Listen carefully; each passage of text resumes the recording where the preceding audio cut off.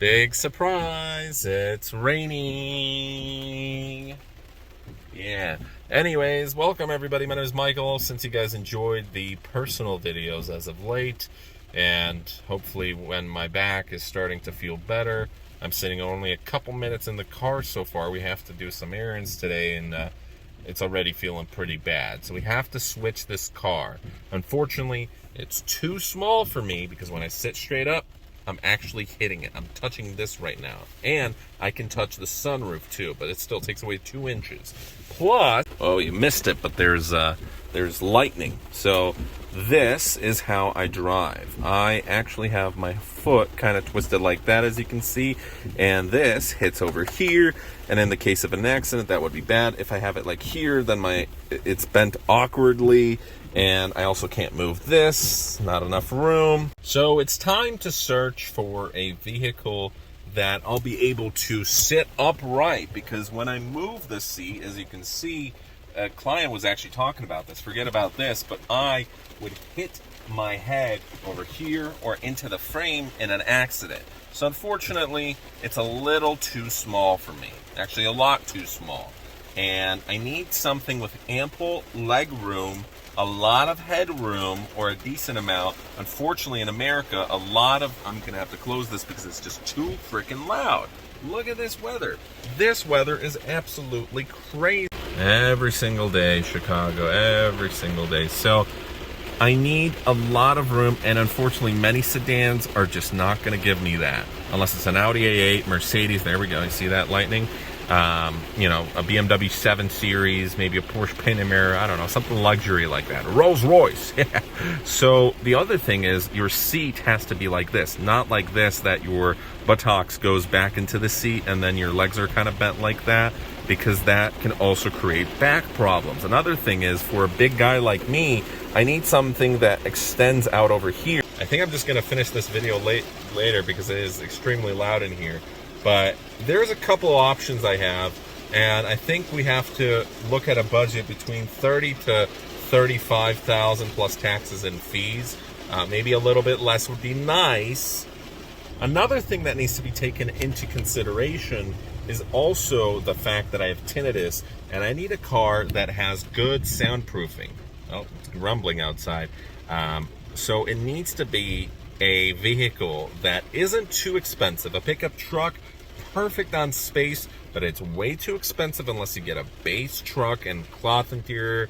I hate cloth interior, and also sitting in it for a long road trip. I want to take a long road trip later this year, but if I'm able to do like 20 hours, 30 hours, 50 hours of driving, I'm not going to have back issues, or at least it's not going to be as bad as a vehicle like this. So any vehicle, even a sedan that's larger than this one, is going to be better.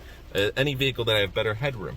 But an SUV would be perfect. Now, it needs to be an SUV that unfortunately has a lot of room, where not every single SUV is built the same. Some SUVs, the seat doesn't go all the way back for some reason, and I don't understand that. And your knees are kind of like this, where they should be, like that. But this is how they are because, yeah, there's just not enough room. There's also some SUVs like a RAV4, which I've driven, and I'm hitting my head. The QX80, the Armada, these are big vehicles, but the seats don't move all the way back for some reason. There's been a ton of vehicles where a Cadillac, I was driving a Cadillac CT6. It's a sedan, but a lot of people said, oh, it's super quiet. Well, the thing is, some of these vehicles might be quiet, but the specific one that you're driving might have some issues. And I felt some noises from the back. I was driving older QX60s, and there was some noises from the back. I was driving a Ford Mach-E, and there was something rumbling. So that leaves us with a little bit less options. And now we're going to be taking a look at potentially something that has to be luxurious but not breaking the bank, for it to have good soundproofing, because on a long road trip, So we're talking about something that's quiet, sleek, relatively fast, won't burn too much fuel, but that's kind of like looking at a unicorn in a haystack, especially right now when the prices of vehicles are up. So there is potential we might have to look at auctions or something like that. So I'm going to keep you guys updated, but I definitely know I need a new one. That was filmed for the most part yesterday. Today, my back's feeling better, but still, The moment I get into my car, boom, 10, 15 minutes, that's all I need. And then getting in and out, it just kills it. Maybe in the future I'll be able to drive sedans again, and I'm sure I will be able to, but it has to be the large ones. I made a mistake, and it's not just the fact that it's small, because there's certain small vehicles where I had a small vehicle, the Ford that I had back in Poland, plenty of headroom.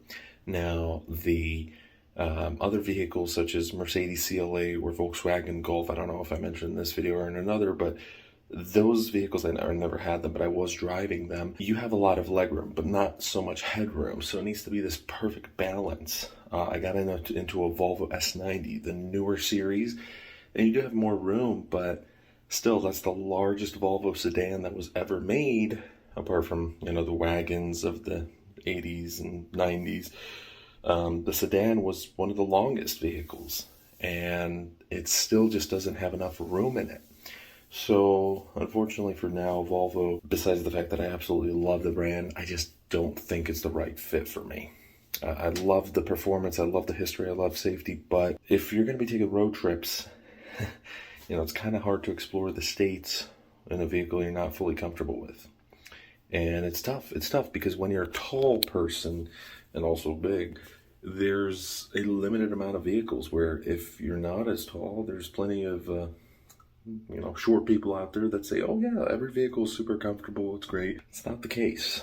Not the case. But anyways, thanks so much for watching. Have a great rest of your day, and see you guys as always tomorrow. Oh, and by the way, if you're tall, let me know what vehicle, or if you have back problems, or if you're big, let me know what vehicle you drive that you absolutely love the seats, or you love how comfortable it is, or you love the legroom, headroom, whatever it is.